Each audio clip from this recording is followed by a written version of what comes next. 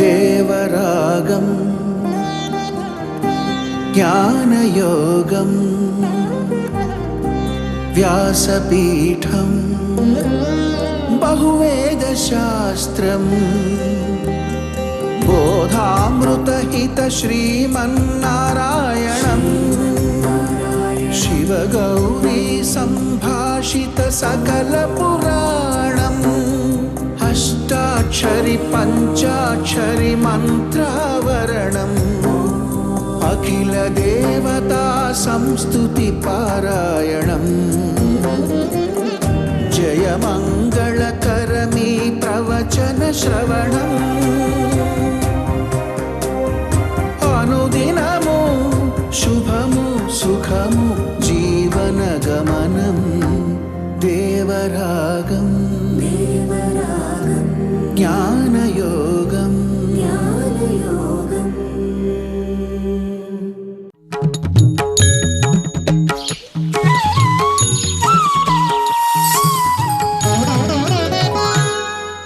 ఆపదామపహర్తారం దాతారం సర్వసంపదాం లోకాభిరామం శ్రీరామం భూయో భూయో నమామ్యహం.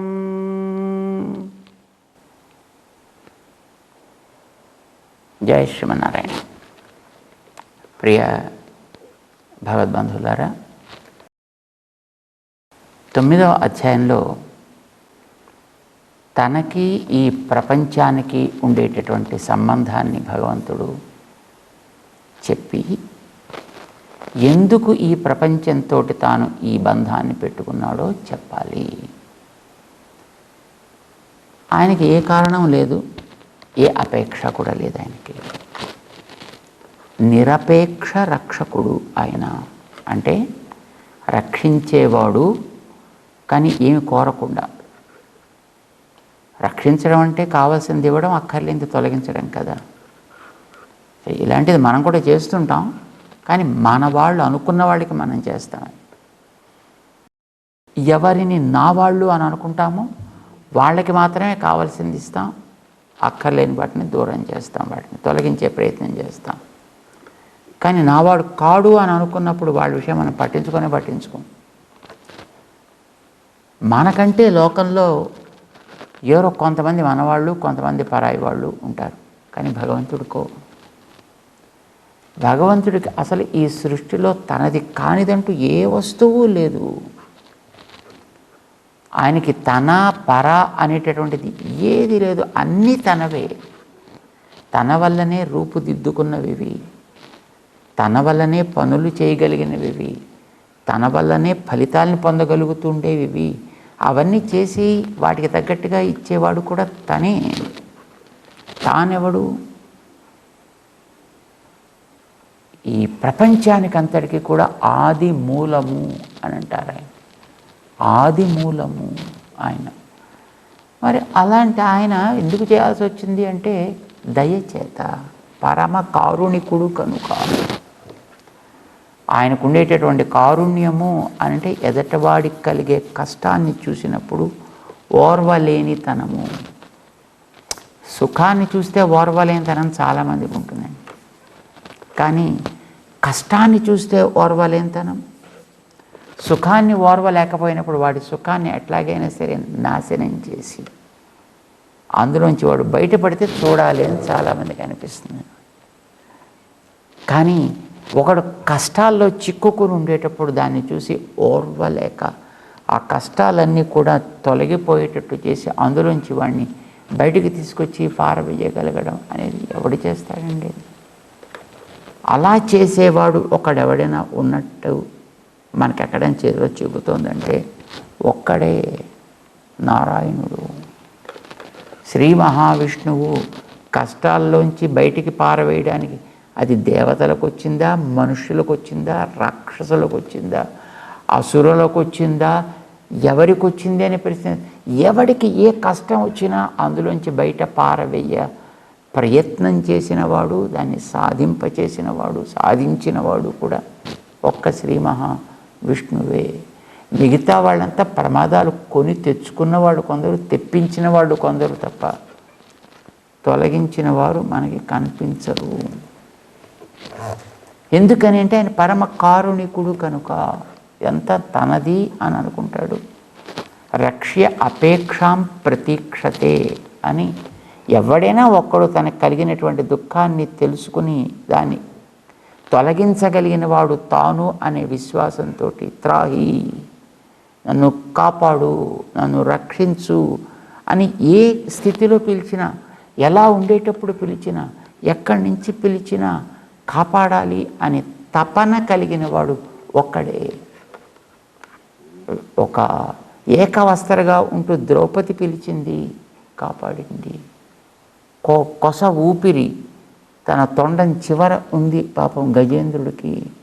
ఆ తొండం ఒక్కటే అలా పైకి ఉంది నీళ్ల పైన, మొత్తం బాడీ అంతా మునిగిపోతుంది. ఇంకా బాడీ మునిగిపోతుంటే పాపం ఆ తొండాన్ని అలా పైకి పెట్టాడు అలాగా, దాంట్లో గాలి మాత్రం రావడానికి. ఆ స్థితికి వెళ్ళిపోయాడు గజేంద్రుడు. కాపాడింది ఆయనే. మీరు చరిత్రలో ఎక్కడైనా ఏ జంతువులకు కానీ, ఏ దేవతలకి కానీ, అది బ్రహ్మగారికి కావచ్చు, రుద్రుడికి కావచ్చు, ఇంద్రుడికి కావచ్చు, మరొకడికి కావచ్చు, కుబేరుడికి కావచ్చు, ఎవడికి వచ్చినా దాన్ని తొలగించగలిగిన వాడు. రకరకాలైనటువంటి పరిపాలకులకు వచ్చింది, తొలగించగలిగిన వాడు ఒక్కడే నారాయణుడు. రకరకాల అవతారాలు వాటి కోసం ఎత్తాల్సి వచ్చింది ఆయన. మత్స్యము, కూర్మము, వరాహము, నారసింహము, చెప్పుకోవడానికి కూడా కష్టం అండి. ఎన్నిన్న యోనియుమాయి పిరందాయి అంటారు మన ఆళ్వార్లు. ఎంతెంత అల్పమైనటువంటి, హీనమైనటువంటి యోనుల్లో నువ్వు పుట్టావాయా, వీళ్ళని రక్షించాలి అని కదా. చాలా వరకు ఆయన వచ్చిన పనిలో ఏదేది చేయాలో చక్కగా అవన్నీ కూడా ఆయన చేసి పెట్టి తర్వాత వెళ్ళాల్సి వచ్చింది. ఆయన ఏది మధ్యలో ఆపి వెళ్ళలేదు ఆయన. కానీ ఎవడైనా ఎందుకు రావాల్సిన అవసరం ఆయనకు ఉందా? ఆళ్వార్లు చెప్పారు, వీతిరుందు ఏడులహం తనికోల్ సెల్లా వి విల్ సీ. కళ్యాణ గుణాలు కలిగిన వాడైన వీటిరుందు హాయిగా చక్కగా కూర్చుని ఏడులహం తనికోల్ సెల్లా, సప్త భువన భాండాల్లో కూడా కేవలం తన సంకల్పంతో ఇది జరుగుగాక అంటే జరిగిపోయే, జరపగలిగే వ్యక్తిత్వం చాలామందికి ఉన్నప్పటికీ కూడా ఏమి ఆశ్చర్యం అండి. ఈ లోకంలోకి వచ్చి మళ్ళీ ఇది అయ్యాయి ముற்றுమాయి. ఎన్ని రూపాలు ధరించాడు ఆయన, ఎన్ని రూపాల్లో ఉన్నాడు ఆయన. చేతనుల్లో ఉన్నాడు, అచేతనుల్లో ఉన్నాడు, వ్యష్టిలో ఉన్నాడు, సమష్టిలో ఉన్నాడు, తిరియక్కుల్లో ఉన్నాడు, స్థావరాల్లో ఉన్నాడు ఆయన. ఇప్పటికి కూడా ఉన్నాడు అని కదని చెప్తారు. ఆయన అవతారం చేసినటువంటి వాటిల్లో రాళ్ళుగాను కొండలుగాను కూడా అవతరించి ఇప్పటికీ అలానే అక్కడ మిగిలిపోయి ఉన్నాడు ఆయన. రాళ్ళుగా ఎక్కడో హిమాలయాల్లో ఉండే ముక్తి క్షేత్రంలో అదే రూపంలో ఆయన ఒక బృహద్ రూపాన్ని ధరించి అలా కూడా వచ్చి ఈ లోకాన్ని కాపాడు. ఒక పెద్ద పర్వతం, బదరికాశ్రమంలో పెద్ద పర్వతం, ఒకచోట సాలగ్రామ శిల చిన్న రూపం, ఒకచోట ఆమ్ర వృక్షము, ఒక మామిడి చెట్టుగా అయ్యి, అది స్థావరమా, అది జంగమమా, ప్రశ్నే లేదు. ఎన్నిన్న యోనియుమాయి పిరందాయి, ఎన్నెన్ని రూపాల్లో ధరించావయ్యా, ఎవడివి నువ్వు? ఈమయోర్ తలైవా, నిత్యసూరులకి కూడా నువ్వు నిర్వాహకుడవయా, సామాన్యుడివి కాదు. యద్వేదాదౌ స్వర ప్రోక్త వేదాంతే చ ప్రతిష్ఠిత తస్య ప్రకృతిలీనస్య యః పరః స మహేశ్వరః. ఆయన మహేశ్వరుడైన సర్వవేద సారమైనటువంటి ఓంకారం కూడా మూలమైనటువంటి ఆకారానికి ప్రతిపాద్యుడైన వాడైన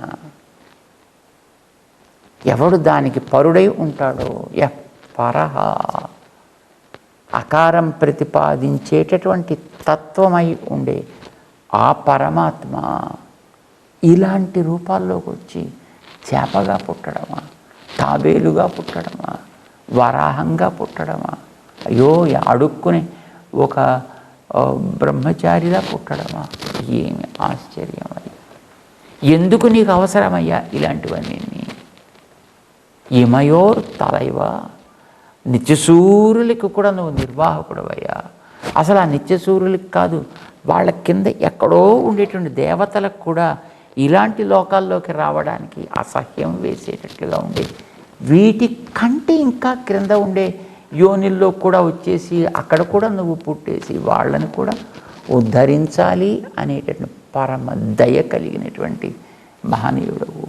ఎక్కడున్నా నీ సహజ స్వరూపాన్ని కోల్పోకుండా వచ్చి ఉండేవాడివి.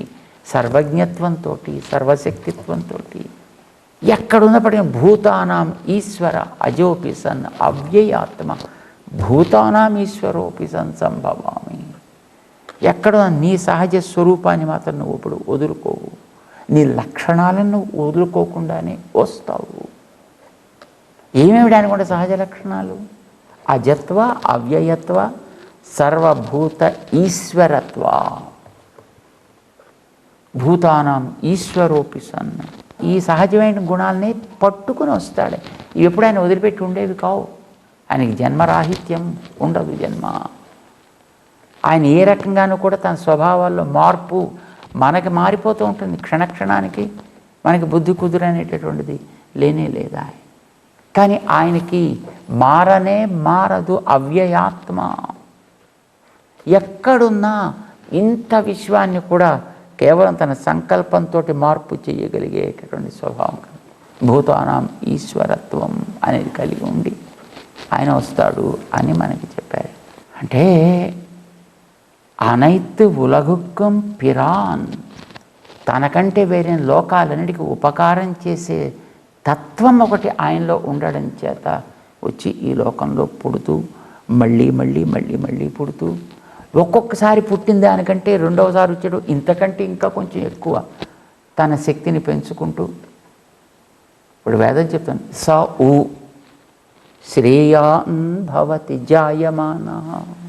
జాయమాన ఆయన పుడుతూ పుడుతూ ఉండగానే స ఊ శ్రేయాన్ భవతి, ఆయన కనుకనే ఇంకా ఇంకా ఇంకా ఇంకా ఇంకా ఇంకా శక్తి కలిగినటువంటి రూపాన్ని ఆయన ధరిస్తున్నాడు. అటువంటి ఒక రూపం ధరించాడు జలచరాలుగా, మరోసారి ఉభయచరాలుగా. ఒక్కొక్క దాంట్లోనూ ఒక్కొక్క రకమైన ఉపకారం లోకానికి జరగాలి అనే ఉద్దేశంతో ఎన్నెన్ని రూపాల్లోకి వస్తున్నావయ్యా నువ్వు. ఒకదానికంటే ఒకటి శ్రేయానుభవతి. అట్లాగా ఆయనకి ఎత్తుతున్న కొద్దీ ఇంకా గుణాలు ఆయనలో పెరుగుతూ ఉంటాయి. ఊ అది ఆయన కనుక, మనం అయితే కాదు. ఇలాగ ఆయన జాయమాన శ్రేయానుభవతి, ఆయన పుడుతూనే శ్రేయానుభవతి అన్నట్టుగా ఆయన ఉంటాడు స్వామి. ఆయన మమ భూత మహేశ్వరం అజానంత పరం భావం. ఇది ఆయనకి బాధ. వచ్చాడు, ఉపకారం చేయడం కోసం వచ్చాడు, చేద్దామని వచ్చాడు. తెలుసుకొని ఉపకారం స్వీకరించకపోతే అవజానంతి మాం మూఢాః మానుషీం తనుమాశ్రితం అని చెప్పుకుంటున్నాడు. తన ఆక్రోశాన్ని పాపం వెళ్ళకక్కుతున్నాడు ఆయన. అరే మూఢాః, జ్ఞానం అనేది పూర్తిగా లేకుండా పోయి, వివేకం అనేది పూర్తిగా నశించి, వివేకం అంటే విడదీసి చూసుకోగలిగేటువంటి శక్తి, దాన్ని వివేకం అంటారు. అది మానుషీంతనుమాశ్రితం మాం అవజానంతి మూఢాః. నేను రూపం మామూలుగా మిగతా వాళ్ళలాగే ఉంది కదా అని నన్ను కూడా ఒకటంటే, మెరుపు ఉంది కదా అని రాతితోటి సమానంగా డైమండ్ని ట్రీట్ చేస్తే, ఆయన హీజ్ డైమండ్. మనమంతా రాళ్ళల్లాంటి వాళ్ళమండి. మనతోటి సమానంగా ట్రీట్ చేయడం లేదు, మనని ఆయనతోటి సమానంగా ట్రీట్ చేసుకోవడం, ఆయన కంటే గొప్పవాళ్ళుగా మనని ఫోకస్ చేసుకోవడం. లోకంలో అవజానంతి మూఢాః. ఈ బుద్ధిమాంద్యం కలిగినటువంటి ఈ అవివేకులు పరంభావం, నేను ఎంత గొప్పవాడిని అనేటటువంటి దాన్ని అజానంతః, నేను ప్రాకృతమైనటువంటి మనిషి రూపంలో ఉన్నప్పటికీ కూడా నేను ప్రాకృతుణ్ణి కాను. అసలు నా శరీరం వాళ్ళ శరీరం లాంటిది కానే కదా, అలా కనిపిస్తుంది కానీ అంటాడు. 4వ అధ్యాయంలో నేను పట్టుకొచ్చేది నా నా నా మెటీరియల్ నేను తెచ్చుకుంటున్నానయా. ఆయన అక్కడ చెప్పుకునేటప్పుడు ప్రకృతిం స్వాం అధిష్టాయ సంభవామి. ప్రకృతిం స్వాం, నా బట్టలు నేనే తెచ్చుకుంటా, నా చెప్పులు నేనే తెచ్చుకుంటా, నా వాహనాలు నేను తెచ్చుకుంటా, నేను తినడానికి పనికొచ్చేటువంటి తిండి మెటీరియల్ అంతా నేనే తెచ్చుకుంటా, నాకు నువ్వేం పెట్టక్కర్లేదు. మనం గుర్తించు చాలంతే. అన్నీ ఆయనే, కానీ కనిపించేది అది మాత్రం ఎలా కనిపిస్తాయి? మానుషీం తను ఆశ్రితం కనుక మనిషిలాగానే కనిపిస్తాడు. అందుకోసం ఆయన చేసే ప్రతి పనిని మనం క్వశ్చన్ చేస్తామని. ఆయన నిప్పుని తాగేసేయడం అంటే తాగుతాడు నిప్పుని, ఏమైనా తాగలుగుతాటండి అలాగా, ఎవడైనా తాగుతాటండి అలాగా. పుట్టగానే జైల్లో పుట్టాడు, 4 ఏళ్ళతో పుట్టాడంటే అలా పుడతాటండి ఎవడైనా. నీకు పుట్టడం చేత కాదు, ఆయన్ని ఎందుకు నువ్వు క్వశ్చన్ చేస్తావు? అంతటా వ్యాపించి కొలిచి మళ్ళీ దాన్ని స్థితిలో పెట్టినవాడు ఆయన. ఒక్కడెలా అవుతాడండి లోకం అంతా? పాపం చూడక, తెలియక, అవగాహన లేక, అర్థం కాక, సంస్కారం లేక, దైవ కృప లేక లోకంలో ఇలా ఉంటారయ్యా. వాళ్ళు మూఢులై ఉంటారు పాపం, అవివేకులు. నేనెవడిని?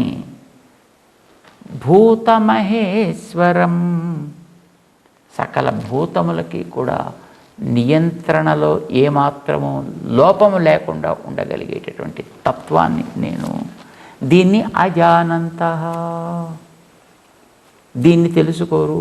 పరంభావం అజానంతః, వీటికి అంటని వాణ్ణి నేను, వీటికి పైవాణ్ణి నేను అనేటటువంటి విషయాన్ని తెలియక మాం అవజానంతి, నన్ను తిరస్కరిస్తున్నారు కొందరు, ఆక్షేపిస్తున్నారు కొందరు, ఆరోపణలు చేస్తున్నారు కొందరు. నాయనా ఒక్కొక్కసారి ఆయన కోపం కూడా పాపం హద్దు మీరితే కష్టమైనది తట్టుకోవడం. ఆయన కోపం వచ్చేసింది 9వ అధ్యాయంలో 12వ శ్లోకం దగ్గరికి వచ్చేటప్పటికి ఆయన గట్టిగా శాపం పెట్టేస్తున్నాడు అందరినీ. ఇలాంటి వాళ్ళందరినీ ఏమని? మోఘాశాః మోఘకర్మాణః మోఘజ్ఞానాః విచేతసః రాక్షసీం ఆసురీం చైవ ప్రకృతిం మోహినీం శ్రితాః. పోండి, ఇదంతా కోపం వచ్చింది ఆయనకి, ఒళ్ళు మండిపోయింది పాప ఆయనకి. వీళ్ళ ప్రవృత్తిని చూసేటప్పటికీ మోఘాశాః, ఆశలన్నీ మోఘమైపోగాక. ఆశలంటే పని చేసిన కర్మలు, అది ఈ పని చేశాం, తప్పనిసరిగా దీనికి ఈ ఫలితం వస్తుంది, ఇన్ని రోజుల్లో వస్తుంది, దాన్ని నేను పొందుతా, అవన్నీ క్లోజ్ అయిపోగాక అంటాను. ఎందుకని? రాక్షసీం ఆసురీం ప్రకృతిం మోహినీం శ్రితా. రాక్షసి ప్రకృతి వేరు, ఆసురీ ప్రకృతి వేరు. ఈ రెండు జ్ఞాపకం పెట్టుకోవాలండి జాగ్రత్త. మనకి రాక్షసులు అసురులు అన్నీ సమానమే అని అనేసుకుంటాం, కానీ కాదు. రావణ అసురుడు అన్నారు, రాక్షసుడే కావడానికి, కానీ రావణ అసురుడు. వాడు అసురుడయ్యాడు. వాడు తమ్ముడు విభీషణుడు, వాడు రాక్షసుడే, కానీ మనం వాడి పేరు తలుచుకొని నమస్కారం పెడతాం. ఆయన భక్తుల్లో తీసుకొచ్చి చేర్చేసుకున్నామండి. ఆయన అలాగనే మరొకడున్నాడు హిరణ్య కశ్యపుడు, వాడు అసురుడు, పుట్టింది రాక్షసం, కానీ వాడు కొడుకున్నాడు, వాడు రాక్షసుడే, కానీ ప్రహ్లాద పేరు చెప్పగానే చేతులెత్తి నమస్కరించబుద్ధి అవుతుందండి మనకి. పరమ భక్త శిఖామణుల కోటిలో మొట్టమొదటి వాడిగా మనం తెచ్చిపెట్టుకున్నాం ఆయన్ని. బుద్ధి గడ్డి తిననంత వరకు కూడా వాడు సహజ ప్రకృతిలో ఉన్నట్టు, కానీ వాడి బుద్ధి గడ్డి తింటే, వాడి ప్రవృత్తి వక్రమార్గం పడితే రాక్షసుడు, వాడి ఆలోచన వక్రమార్గం పడితే వాడు అసురుడు. రెండు రకాలు. రాక్షస అనేది ఒక జాతి. ఇప్పుడు మనుషుల్లో రకరకాల జాతులు ఉన్నట్టుగా అలాంటి ఒక జాతి రాక్షస జాతి. ఆ రాక్షస జాతిలో కూడా మంచివాళ్ళు ఉండొచ్చు, చెడ్డవాళ్ళు ఉండొచ్చు, రైట్? దేవతల్లో కూడా మంచివాళ్ళు చెడ్డవాళ్ళు లేరండి. అలాగే రాక్షసుల్లో మంచివాళ్ళు చెడ్డవాళ్ళు కూడా ఉంటారు. అసురుల్లో చెడ్డవాళ్ళు ఉంటారు తప్ప మంచివాళ్ళు ఉండరండి. ఎందుకంటే ఆసుర అనేది ప్రవృత్తిని పట్టి వచ్చినటువంటిది కనుక ఆసుర కోటిలో చేరాడంటే వాడు సర్వాత్మన హేయ త్యాజ్య, వాడిని వదిలిపెట్టేశారు. అంచేత రజోగుణం చేత రాక్షస ప్రవృత్తి, తమోగుణం చేత వచ్చేది ఆసురీ ప్రవృత్తి అవుతుంది అన్నమాట. మొత్తానికి రెండు కూడా మోహిని, వీడిని శుభ్రంగా కప్పిపెట్టేవి, వీడి సహజమైనటువంటి స్వభావాన్ని తెలియకుండా చేసి వీడికి పైన ఒక పొరని వేసి వాడిని తప్పుదారి పట్టించేటట్టుగా ఉంటాయి అవి.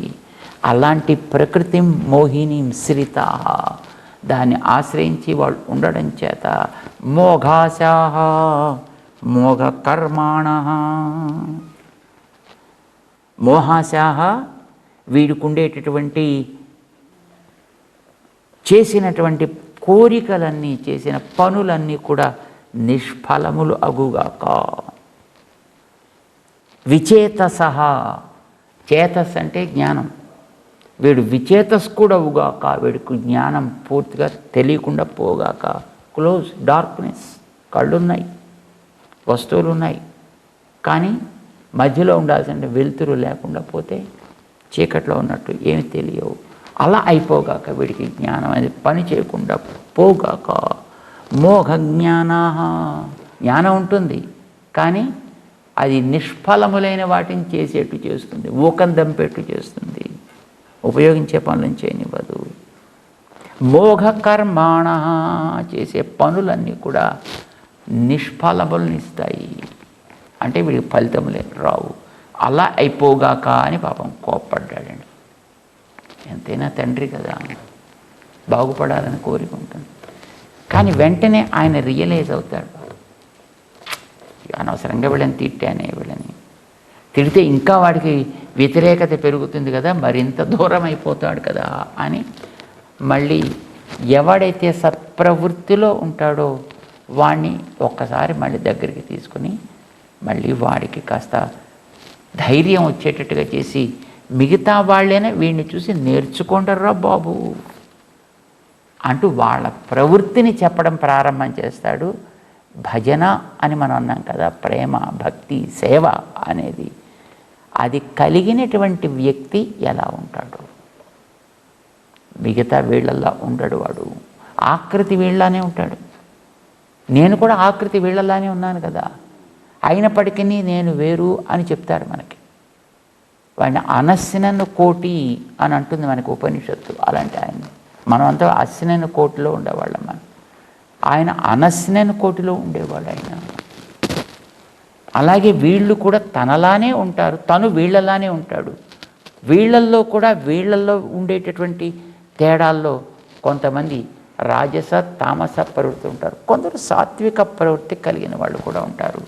ఆ సాత్విక ప్రవృత్తి కలిగిన వాళ్ళు ఎలా ఉంటారో చెప్తా విను అర్జున అంటూ 13వ శ్లోకం దగ్గర నుంచి ప్రారంభం చేసి, సాత్విక ప్రవృత్తి కలిగిన వాళ్ళల్లో ఉండే ప్రేమ ఎలాంటిది, వాళ్ళు చేసే సేవ ఎట్లాంటిది, వాళ్ళ జ్ఞానం ఎట్లాంటిది, అలాంటి వాళ్ళ విషయం తాను ఎంత ఉదారంగా ఉంటాను అనేదాన్ని మనకి తెలియజేస్తాడు.